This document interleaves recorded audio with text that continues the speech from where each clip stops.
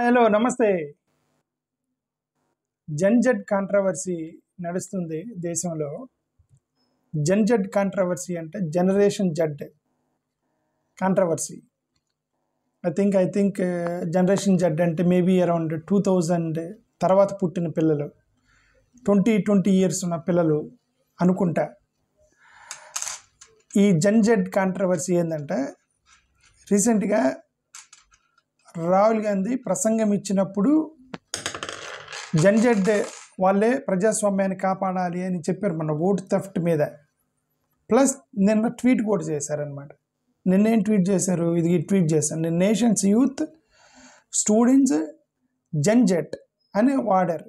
Nations youth అంటే కుర్రోళ్ళు, విద్యార్థులు, జన్‌జెట్ అంటే లేటెస్ట్గా పుట్టిన పిల్లలు. మీరే ప్రజాస్వామ్యాన్ని రాజ్యాంగాన్ని కాపాడాలి అన్నారు. దేన్ని కాపాడన్నారు? రాజ్యాంగాన్ని కాపాడాలి అన్నారు. రాజ్యాంగాన్ని కాపాడాలంటే తప్పేం దాంట్లో? రాజ్యాంగాన్ని విధ్వంసం చేయాలంటే తప్పు, కానీ రాజ్యాంగాన్ని కాపాడండి అని మీరే కాపాడాలి అన్నాడు. దాంట్లో తప్పలేదు కదా. ప్రజాస్వామ్యాన్ని కాపాడాలి అన్నాడు అతను.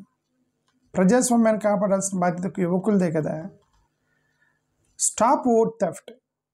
ఒకవేళ ఓటు దొంగతనం కనుక జరిగితే దాన్ని ఆపాల్సిన బాధ్యత కుర్రోళ్ళది, యువకులది, యంగ్స్టర్స్దే అన్నాడు. సో ఈ మూడిట్లో నాకైతే తప్పైతే అనిపించలా రాహుల్ గాంధీ చేసిన దాని మీద. బట్ ఇంక ఇది కాంట్రవర్సీ తగులుకుంది. అంటే రాహుల్ గాంధీకి అపోనెంట్ ఎవరు? బీజేపీ వాళ్ళే కదా. రాహుల్ గాంధీకి అపోనెంట్ మోడీ గారి ఫ్యాన్స్. మోడీ గారి ఫ్యాన్స్ అంటే కేంద్ర మినిస్టర్లు, ఎన్డీఏ ప్రభుత్వం మినిస్టర్స్, వీళ్ళందరూ రాహుల్ గాంధీ టెన్షన్స్ని క్రియేట్ చేయడానికి ప్రయత్నం చేస్తున్నాడు. మొన్న నేపాల్లో జరిగినటువంటి ఒక కుర్రోళ్ళ తిరుగుబాటు, యువకుల తిరుగుబాటు, జన్‌జెట్ అన్న, అక్కడ కూడా జన్‌జెడ్డే అన్నాడు. జన్‌జెట్ వాళ్ళ యొక్క తిరుగుబాటు ఏదైతే ఉందో 50 మంది చనిపోయారు. ప్రెసిడెంట్ కూడా పారిపోయాడు. ఒక మాజీ ప్రెసిడెంట్ భార్యని సజీవంగా తగలబెట్టారు కుర్రోళ్ళందరూ పోయి. మినిస్టర్ల ఇల్లు మొత్తం తగలబెట్టారు అనమాట కుర్రోళ్ళు మొత్తం.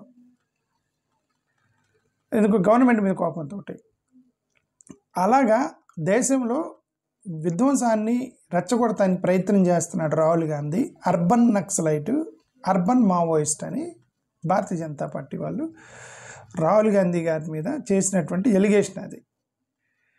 ఓకే, యాక్చువల్గా ఎవరేమన్నారో చూద్దాం.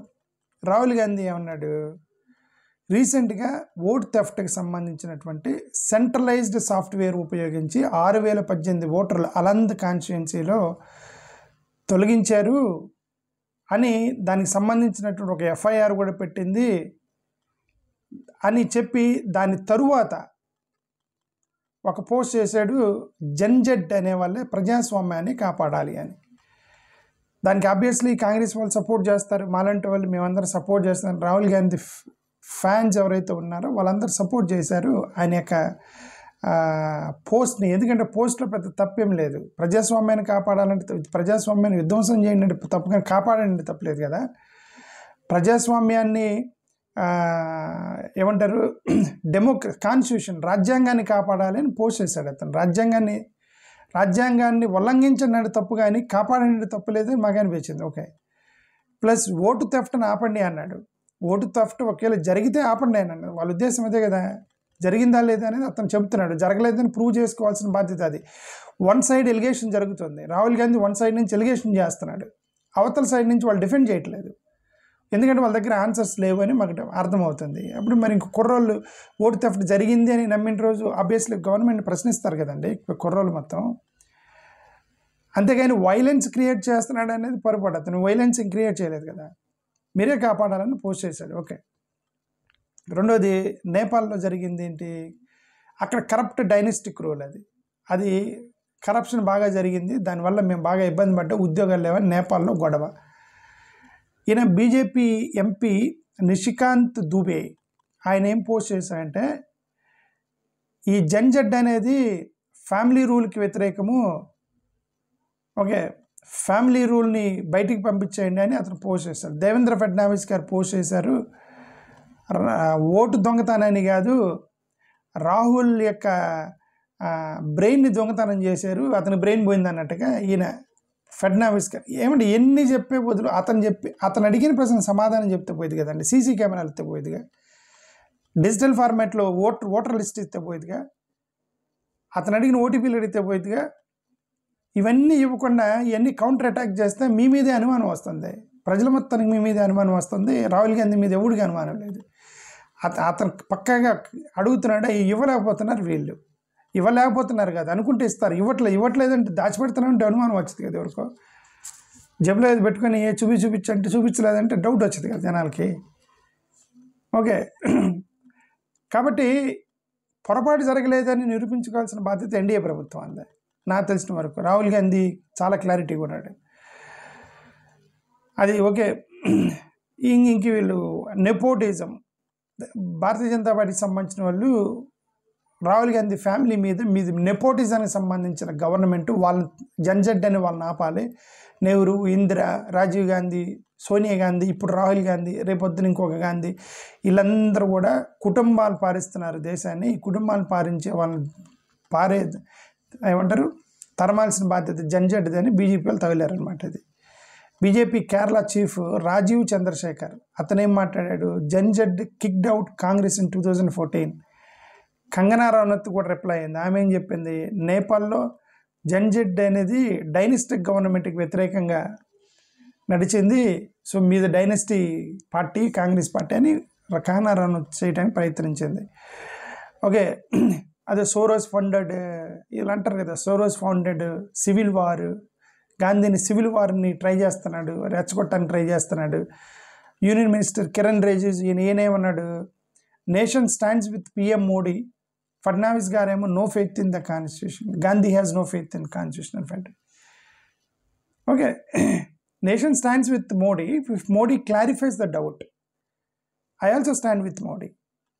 ఇఫ్ నిజంగా మోడీ గారు బయటకు వచ్చి ఎలాంటి పొరపాటు చేయలేదని అతనికి సీసీ కెమెరాలు, అతను అడిగిన డేటా, అతను అడిగిన ఓటీపీలు, అతను అడిగినటువంటి డివైస్ లొకేషన్స్ ఇవన్నీ ఇస్తే Rahul Gandhi, then I will also stand with Modi garu. Modi గారు క్లియర్గా గెలిచారని చెప్పేసి ఉన్నప్పుడు అవతల వన్ సైడెడ్గా బ్యాటింగ్ చేస్తున్నాడు అతను, రాహుల్ గాంధీ ఎలిగేషన్ చేస్తున్నాడు వన్ సైడెడ్గా. దానికి సంబంధించిన క్లారిఫికేషన్ ఇవ్వలేదు అవతల మోడీ గారి టీం నుంచే. కాబట్టి నేషన్ స్టాండ్స్ విత్ మోడీ గారు అన్నప్పుడు మోడీ గారు నమ్మినంత వరకు మోడీ గారిని they will stand with him. ఆయన ఎప్పుడు నమ్ముతారు, ఇవన్నీ అడిగినప్పుడు క్లారిఫికేషన్ చేసుకొని, అది ఇతనేదో డ్యామేజ్ చేసేటట్టుకున్నాడు, ఎందుకు వచ్చిన గొడవ, ఇప్పుడు మనమే బ్యాడ్ అయిపోతున్నాము, మన ఎన్డీఏ గవర్నమెంట్ మీద డ్యామేజ్ చేస్తున్నాడు ఇతను, మనం ఏదో దొంగతనం చేసామని మనం నిరూపించుకుందామని ముందుకు వచ్చి నిరూపించుకోవాల్సిన బాధ్యత ఎన్డీఏ గవర్నమెంట్దే. ఎందుకంటే అతను చాలా సీవియర్గా చేశాడు. అతను దేశం మొత్తం ప్రజలు చర్చించుకుంటున్నారు దాని మీద. చర్చించుకోవాల్సి ఉంటున్నప్పుడు బాధ్యత మరి ప్రభుత్వాన్ని మీదే ఉండేది. అది నా ఉద్దేశం. ఓకే, జన్జడ్, ఓట్ చోరీ, రాహుల్ గాంధీ ఇవన్నీ కూడా బాగా ట్రెండ్ అవుతున్నాయి సోషల్ మీడియాలో. వాళ్ళు ఎక్కువగా అఫ్కోర్స్ చాలామంది యాంటీ గాంధీ చేసే వాళ్ళు కూడా ఉంటారు. ఓకే, సో ఇది మొత్తం జరుగుతుంది. బట్ ఏదేమైనా నా ఉద్దేశం ఏంటంటే, అనురాగ్ ఠాకూర్ ఇతనేం చెప్పాడు, Rahul Gandhi is busy weakening democracy, misleading citizens, trying to create situation like Bangladesh and Nepal అని ఇతను Anurag Thakur. Syed Shahnawaz Hussain BJP national spokesperson, ఇతను Rahul Gandhi is inciting the youth, students, gen Z of the country, is provoking them against the nation, not against the nation, against vote theft. There is a difference. Nation is different, vote theft is different. Rahul Gandhi is telling stop vote theft. He did not say that damage nation. He did not say stop nation. He did not say stop development of nation. He said stop vote theft. Please read his statement. Rahul Gandhi Jason statement. He's very clearly said that stop the nation theft. That's what I think as far as my knowledge is concerned. Okay. RP Singh ఇతను కూడా national spokesperson BJP. అతను ఏమన్నాడు, visionary leader like prime minister Modi, not an entitled dynast like Rahul Gandhi. అదేనండి, అతను ఒక vote theft గురించి మాట్లాడినప్పుడు మనం డైనస్టీ గురించి, రోహింగ్యాల గురించి, బంగ్లాదేశ్ల గురించి, పాకిస్తానీల గురించి మాట్లాడుతున్నాం కానీ యాక్చువల్గా ఓట్ థెఫ్ట్ గురించి మాట్లాడట్లేదు. ఎగ్జామ్ రాసేటప్పుడు ఎగ్జామ్లో ఒక ప్రశ్న వచ్చింది, right few lines about vote theft అని రాస్తే, మనం రోహింగ్యాల గురించి బంగ్లాదేశ్ల గురించి రాస్తే మార్కులు లేరు కదా అక్కడ పాఠాలు చెప్పేటప్పుడు. ఇప్పుడు వీళ్ళైతే చేస్తున్నారు. So you have to give clarification on the vote theft allegations so that people may trust. అంటే అరే రాహుల్ గాంధీ అబద్ధం చెప్పాడని ఎప్పుడు అనుకుంటారు? మీరు ప్రూవ్ చేసినప్పుడు. మీరు ప్రూవ్ చేయలేకపోతున్నారు కాబట్టి రాహుల్ గాంధీని నమ్ముతున్నారు అంతే. ఇప్పుడు దేశం మొత్తం చాలామంది అది నా ఉద్దేశం. Okay, stinging reality check for Gandhi just RP Singh. Amit Malviya ఇతనే ఉన్నాడు. A day after Rahul Gandhi was fantasising about gen Z revolution, reality hit hard. This is the honest harshest reality check for Rahul Gandhi. Gen Z is crystal clear. They admire a self-made, inspiring leader like Narendra Modi. Okay. Lanka Denekar, BJP leader, Andhra Pradesh. Rahul Gandhi has lost the faith, credibility among the general people. Instead of playing a constructive opposition role, he provokes youth, undermines the constitution and democracy, drawing parallels with unstable systems in Bangladesh. ఆయన ఎక్కడన్నాడండి? బంగ్లాదేశ్ అని పదం వాడా, నేపాల్ అనే పదం వాడా. Gen Z అనేది this is national term, that's global term. ప్రపంచం మొత్తం జంజెడ్ వాడుతుంది. జంజెడ్ అంటే ఎవరు? Generation Z. 2000 తర్వాత పుట్టిన పిల్లలు మొత్తం కూడా జనరేషన్ జెడ్.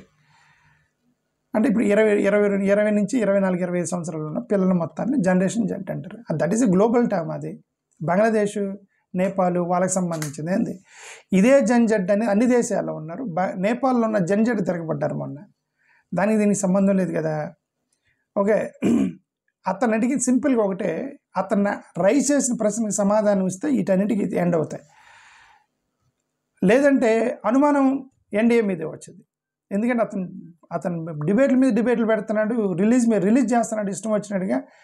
ఒక్కదానికి ఆన్సర్ చేయకుండా మనం ఏదేదో మాట్లాడుతున్నాం. అది definitely it is favouring Rahul Gandhi entire discussion కూడా.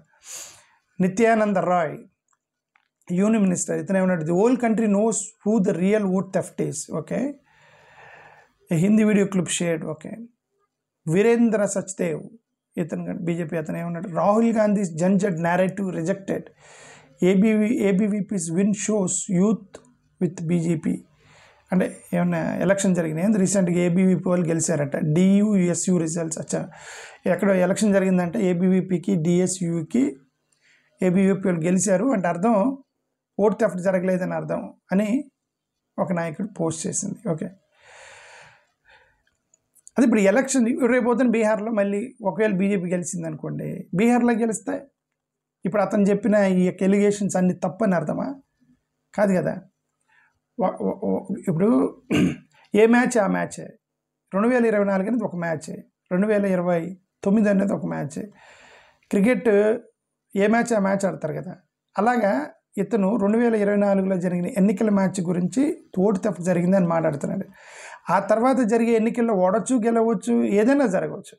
దానికి సంబంధం లేదు. తన ఆధారాలు బయటపెడుతున్న వాటికి మేము అక్కడ చీటింగ్ చేయకుండా నిజాయితీగా గెలిచామని వాళ్ళు అవి చూపించారనుకోండి, then all the fans, Rahul Gandhi fans like us, we will also follow Modi గారు. 100% విల్ ఫాలో మోడీ గారు, because now we are fans of Rahul Gandhi, so we'll follow Modi garu if he clears the doubts. That's what I mean to say. Okay, thank you, namaskaram.